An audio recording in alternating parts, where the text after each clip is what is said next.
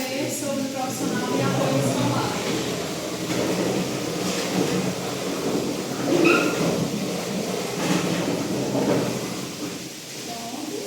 Eu espero fazer silêncio, porque eu não consigo me concentrar e falar se tiver barulho, não. Não sei se vocês são assim, né? O profissional de apoio escolar é aquele que atua garantindo o acesso e permanência, participação e segurança de estudantes que apresentam necessidades específicas no ambiente escolar. Seu trabalho está diretamente ligado à educação inclusiva, respeitando a diversidade humana e assegurando direitos. Esse profissional não atua apenas em momentos pontuais, mas acompanha o estudante ao longo de toda a rotina escolar. A presença do profissional de apoio não significa privilégio, mas equidade, pois permite que todos os estudantes tenham condições reais de participação no processo educativo. Segundo debates legislativos recentes, esse profissional é essencial para garantir que a escola cumpra com sua função social de inclusão, evitando exclusão, negligência ou riscos à integridade física e emocional do estudante.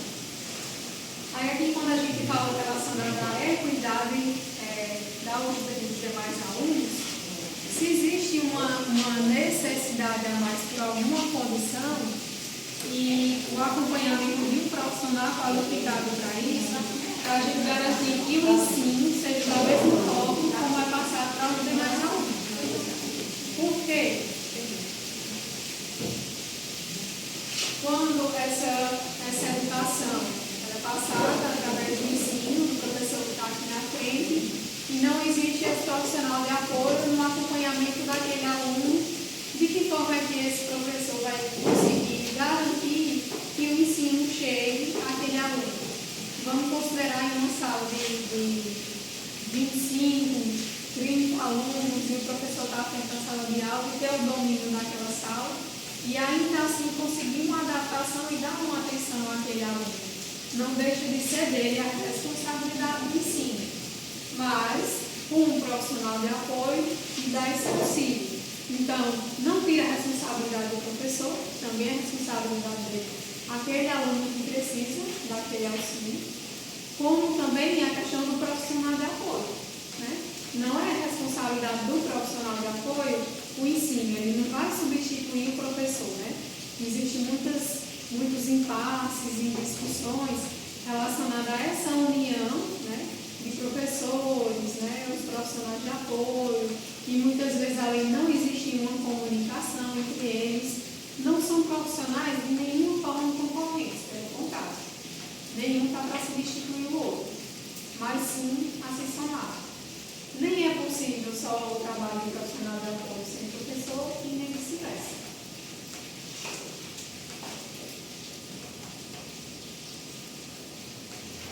A oferta do profissional de apoio escolar será avaliada pelo estudo de caso e independerá de um resultado de diagnóstico, laudo, relatório ou qualquer documento emitido por profissional de saúde.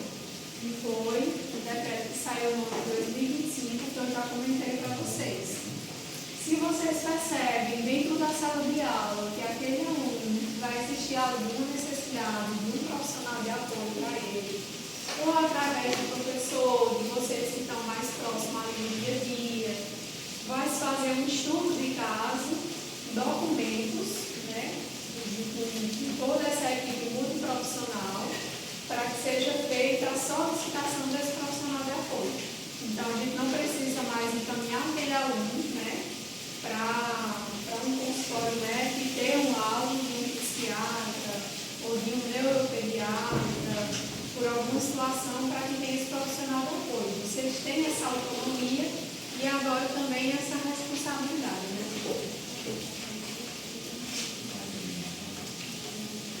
Professor, porque tipo assim, tem alunos que chegam laudados, e no laudo já vem, né? Necessita de profissional de apoio. Aí no caso, como a senhora falou, tem um estudo de caso entre a equipe escolar para saber se realmente aquele aluno necessita ou não, porque muitas vezes o comportamento dele no consultório médico é muito diferente de um comportamento no ambiente escolar, ou seja, aí fica esse impasse. né? A gente segue como que eu posso falar? Cronograma. Esse laudo médico ou esse conselho para avaliar para saber se o aluno necessita de fato ou não.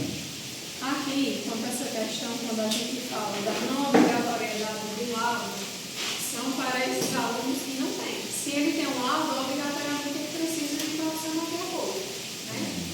Mas antes, como era que acontecia? Eu só posso disponibilizar um profissional de apoio para o aluno que tem um laudo. Ele já tem um laudo, já foi para o atendimento médico, né? Se ele não é laudado, ele não tem esse tipo de atendimento. Agora não. Não é obrigatório mais um laudo, mas esse aluno que ele é laudado, obrigatoriamente vai ser concedido para ele o profissional de apoio, né? Aí aos que não tem, é feita essa avaliação. Porque tipo assim, que é um vamos dizer, o autista, ele é laudado como autista, entendeu? Mas consegue se alimentar sozinho, consegue realizar suas atividades, fazer suas necessidades, mas mesmo assim, vem lá no laudo médico que ele necessita desse profissional de apoio. Então, no caso, acaba de estudiar, mesmo que ele estudiar, né, ali no ambiente escolar, ainda assim prevalece a decisão médica que ele necessita. Sim. É assim, eu acho que eu deveria me dar meu falar, sabe? Porque ele teve uma reunião recentemente, na reunião foi dado lá com a Lei, né? Proporcional de apoio de, além de ter o ensino médio, ele deu o curso, é no mínimo 100% na hora. Lá também estava falando que, por exemplo, só quem poderia realmente dizer se o aluno precisaria ou não do profissional de apoio seria a escola, a voz do estudo de casa, por exemplo. Quem fosse, se falar, ó, fulano, quem existe, que precisa do profissional de apoio. Mas se a escola, ali na escola, o principal, a voz do estudo de casa, vê que está fazendo as atividades, consegue se socializar, consegue se alimentar, consegue conviver ali, né? Então ele não está aí precisando do profissional de apoio, ou seja, aí não vai precisar. Aí eles acham que não está querendo falar. Então, mesmo esses alunos com laudo, se avaliado pela escola que não existe essa necessidade, ele não vai ter um profissional de apoio, é assim? Isso. Só quem realmente pode ser, se vai precisar do profissional de apoio, seria a equipe da ESO, e a coordenação, equipe não, coordenação pedagógica. E juntos eles fariam um caso, estudo de caso, para avaliar se o aluno precisaria sim ou não desse profissional de apoio. Até onde eu sei, eu não sabia dessa questão da dispensa relacionada ao profissional de apoio, não. Né? Porque, assim, a partir do momento em que ele é laudado, se essa mãe procura, né, os órgãos competentes, ela vai ter a questão do auxílio do profissional. Aí, qual é a questão? Que muitas vezes esse profissional de apoio, era até um nome, né, que se utilizava, e que foi modificado para o profissional de apoio, mas que na verdade é a mesma coisa que a questão do cuidador. Né? Nem sempre esse aluno vai existir as limitações, né? A dificuldade de alimentação, locomoção, tudo mais, de alguns tipos de desenvolvimento. Mas pode ser que exista a necessidade ali relacionada ao ensino, né? De adaptação e estar mais próximo desse aluno. Então, essa escola ela pode fazer um trabalho em que tem o aproveitamento desse profissional de apoio para os outros, né? Como vocês já comentaram, se tiver 3 ou 4 alunos com TDAH, então pode ser utilizado o mesmo profissional, né? Porque se aquele aluno não precisa especificamente, né, de um cuidador relacionado ou de um profissional de apoio relacionado a isso, ele vai se utilizar mais para outros fatores, né? Ele pode estar junto aos demais, mas receber ali um auxílio. E trabalhar como uma escala de prioridade, é assim? Que eles quiseram fazer também. Vamos colocar também a questão do profissional de apoio para todos aqueles, né, que verificarem que existe ali uma necessidade. É tipo assim, o profissional de apoio é para ajudar a ter autonomia, né? Sim. Aí muitas vezes o aluno ele não necessita, entre aspas, Sim. né? Aí o que é que acontece? Tem muito aluno que vai, o quê? Ao invés de avançar, ele regride. Por quê? Porque ele já tem uma autonomia, ele já sabe fazer alguma coisa, entendeu? Aí é nessa questão que eu estou falando. Mas é como eu estou citando aqui, o auxílio de vocês não vai ser mais em questões básicas, né? Vai ser realmente relacionado ao ensino, a outros tipos de desenvolvimento. O que a gente precisa ter em mente quando se fala também de profissional de apoio? Justamente dessa questão do cuidador, de tirar só desse papel do cuidador. Vocês podem se utilizar de recursos junto aos professores para o desenvolvimento daquele aluno, né?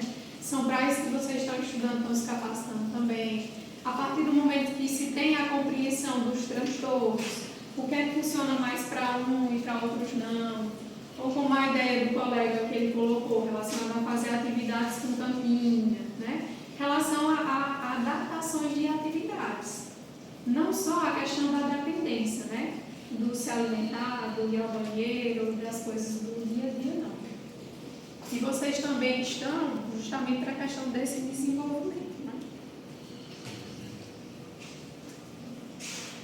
Nos artigos 14 e 15, né, da nova legislação, o projeto de lei aprovado na Câmara dos Deputados estabelece que o profissional de apoio escolar deve atuar sem substituir o professor, oferecendo suporte nas atividades de vida diária e promovendo a autonomia progressiva do estudante. Então, não é como uma forma de apoio relacionada à alimentação, à locomoção, qualquer que seja ela, como uma forma de dependência a vocês, mas sim também no desenvolvimento para a autonomia daquele aluno. Então, vocês deixam de ter o papel, né, de cuidadores para ser os desenvolvedores relacionados a questões cognitivas, a questões comportamentais também. Por isso que é importante vocês terem a compreensão de quais são os transtornos, quais os tipos de comportamento de cada um deles. O profissional de apoio escolar deverá auxiliar o estudante nas atividades de alimentação, higiene, locomoção e participação escolar, respeitando sua autonomia e as orientações pedagógicas, né? Que é aquilo que justamente vocês trouxeram. Quando tiver autonomia, não vai existir a necessidade que você esteja o tempo todo com aquele aluno. Mas esse papel pode ser desempenhado de outras formas. Em relação às orientações pedagógicas, é que vocês nunca vão estar trabalhando sozinhos. Pelo menos não é para acontecer. Isso tem que existir junto com a direção da escola e com os professores que estão ali como responsáveis, em parceria.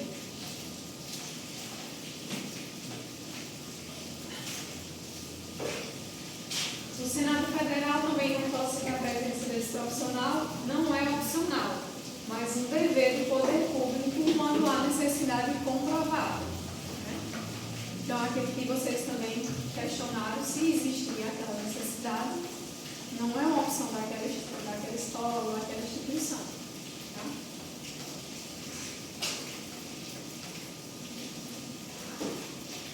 Funções do profissional de apoio escolar. Auxiliar na alimentação, apoiar a higiene pessoal quando necessário e garantir que o aluno consiga se deslocar com segurança pelos espaços da escola. Além do cuidado físico, o profissional de apoio também exerce uma função social muito importante. Ele ajuda o aluno a participar das atividades coletivas, a se comunicar com os colegas, a se sentir pertencente ao grupo.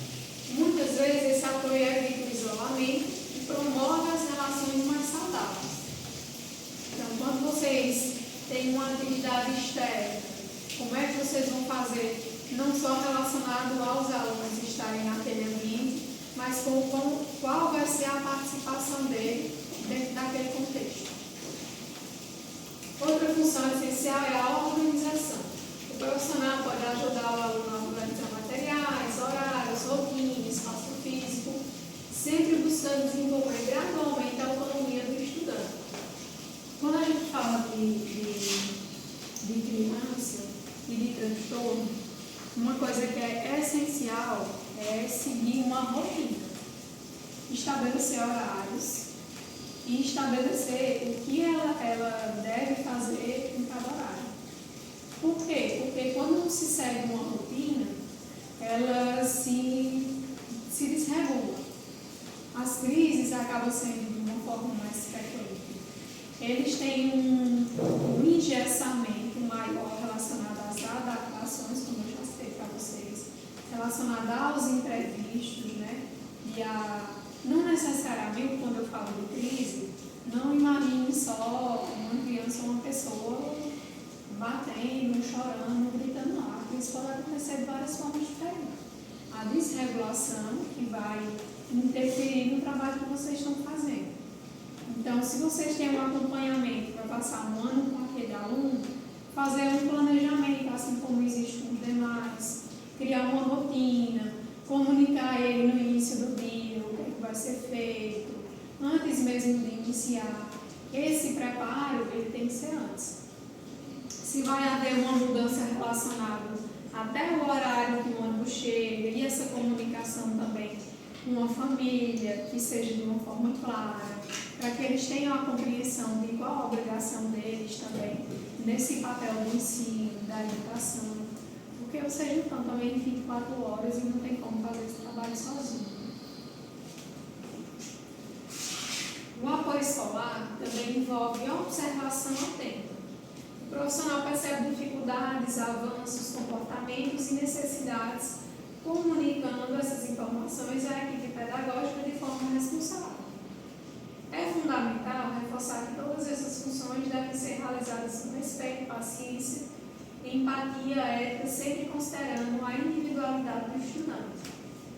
E esse papel aqui, relacionado à observação atenta, é fundamental também considerando um aluno que vai para um apoio escolar relacionado ao AE, a sala do AE, o desenvolvimento que acontece lá. Se é vocês que estão ali mais próximos no dia a dia, vocês conseguem observar mais de perto qual o desenvolvimento e qual o atraso daquele aluno. Na verdade, até mesmo mais do que o professor que está ali na frente. E muitas vezes algumas percepções vocês precisam passar para o professor. Aí essas dificuldades e esses avanços, vocês precisam estar atentos, não só para trabalhar com aquele aluno, mas para passar para as pessoas que são responsáveis para aquele desenvolvimento também, que é o profissional que está ali dentro da sala do AE. E como também para o professor, que tem a responsabilidade de incluir aquele aluno nas atividades e fazer de alguma forma que aquele ensino chegue àquele aluno de uma forma de desenvolvimento também. Essa comunicação entre vocês e os professores, os que já atuam, aqui é fácil para vocês, acontece. Graças a Deus. Geralmente quando eu vou nos lugares, aí o povo está reclamando dos professores. Uma coisa que o município colocou, né, quando usa, a gente recebe uma agendazinha e faz a anotação, né? Tipo um diáriozinho, o que foi que aconteceu nesse dia? Coloca lá, a criança conseguiu fazer alguma coisa, não consegui, estava muito agitada. Como foi que a criança chegou? Para a gente entender o que era que ela estava agindo. É bem legal. Vocês já sabem o que é TEI, o que é PDI, o que é PAE? A gente já ouviu falar, para saber. Nós estamos nessa aula, por favor, Fábio. Mas nós não estamos vendo, tá? Não, para passada. Pois vão se familiarizando, se possível, ter acesso a modelos, a isso também, porque isso vai fazer parte da rotina de vocês. Sim, já faz, né? Os que estão atuando.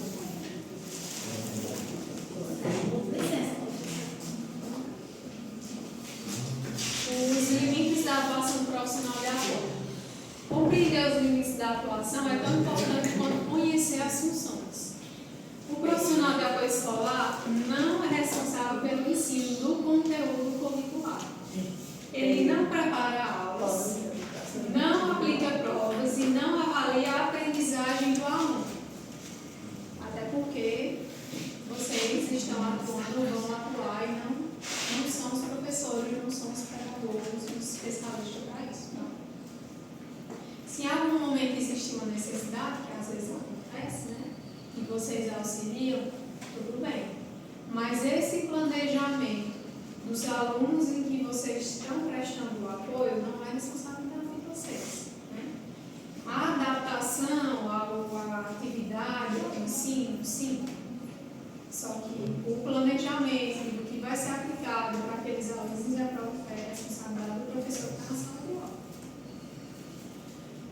Também não é função do profissional de apoio substituir profissionais da saúde, como terapeutas, enfermeiros ou psicólogos. Né? Quando a gente entra relacionado à questão da não obrigatoriedade do aula. Né? Isso não é obrigação de vocês se tornarem os profissionais substitutos de psicólogos ou terapeutas ou qualquer um que seja da saúde. O que vocês vierem a fazer relacionado a algum documento daquele aluno é perante a observação de vocês, de acordo com o papel que vocês desempenham, não como psicólogo ou qualquer outro, que o tipo de avaliação deve ser outra. Procedimentos clínicos não fazem parte dessa atuação, salvo orientações muito específicas e autorizadas pela instituição. Respeitar os limites evita conflitos, protege o profissional e garante que cada membro da equipe escolar atue dentro de sua competência. Quando os limites não são claros, surgem sobrecarga, insegurança e até problemas legais. Aí aqui uma dica para vocês. Não tomem responsabilidades, né? Não se coloquem em lugares que não é de vocês. Né? Tem brigas que não é necessário a gente tomar a frente. É verdade. E quando a gente fala, principalmente relacionado a essa questão, vocês não terão a responsabilidade de fechar um diagnóstico de um paciente. Pelo amor de Deus, entendeu isso? Né? E quando a gente fala dessa questão, é também não tomar a responsabilidade que não são de vocês. Né? Vocês não vão chegar com uma observação, com um relatório daquele aluno, dizendo que indica para algum tipo de diagnóstico. Vocês vão colocar a observação relacionada ao desenvolvimento e à educação. Tá? Esse não é o objetivo de vocês ou qualquer outro documento relacionado à educação.